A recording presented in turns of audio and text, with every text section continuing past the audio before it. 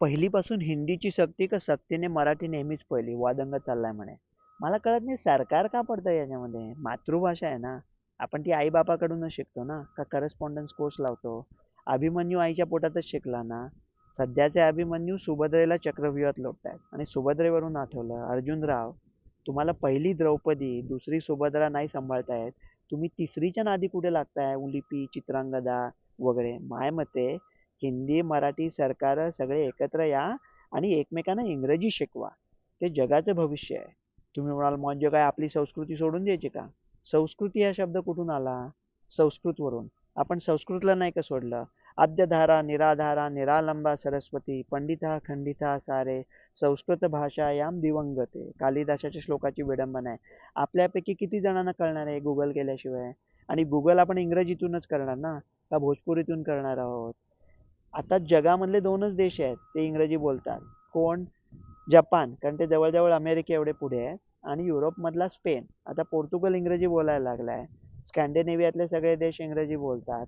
फ्रान्समधल्या लोकांना येतं पण बोलत नाही. सध्या इंग्लंडमध्येच इंग्रजीची बोंब आहे. हे सगळे यूएसआरची स्थान आहेत ना, कझाकस्तान उझबेकिस्तान, ते रशियन सोडून इंग्रजीकडे आले आहेत. लिथुआनिया लाटविया इस्टोनिया सगळे जॉर्जिया आर्मेनिया ते सगळे पण इंग्रजीकडे आले आहेत. तुर्कीतले लोक पूर्वी जर्मन शिकायचे, जर्मनीत जाता आहे म्हणून. ते आता इंग्रजी शिकतात कारण ते पण जर्मनी पण इंग्लिश बोलतं. सेंट्रल अमेरिका साऊथ अमेरिका सगळे इंग्लिश शिकतायत. तुम्ही साऊथ कोरिया घेतला तर ते इंग्रजीकडे झुकतायत. चीनमध्ये आता शिशुवर्गामध्येच त्यांना एक इंग्रजी नाव पण देतात. म्हणजे वेनचा विल्यम, जूनचा जॉन, आणि त्यांच्यावर लात हे जरा जास्तीच होतंय.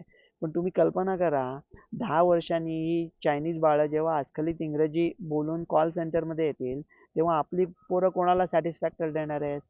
Today I want to give you the best possible satisfaction. म्हणजे भविष्याचं काय होईल ते विचार करा ना. आणि मी काय म्हणतो, जर का मराठी तुम्हाला जर का इंग्रजी येत नसेल नको येऊ दे. मराठीचा अभिमान आहे का उत्तम आहे. दुराभिमान सुद्धा चालेल. माझं पूर्ण शिक्षण मराठी भाषेमधूनच झालं. आणि आज जर का अमेरिकेमध्ये कधी चुकून नळ गेले तर मी इंग्रजीला बोलवतो, ती माझ्या घरी पाणी भरते. पण आता शक्य आहे का. कुठल्याही तुम्ही एक मला पॉलिटिशियन सांगा ज्याची मुलं मराठी माध्यमामधून शिकतात. जसं भविष्य आहे तिकडे आपल्याला जायला पाहिजे ना.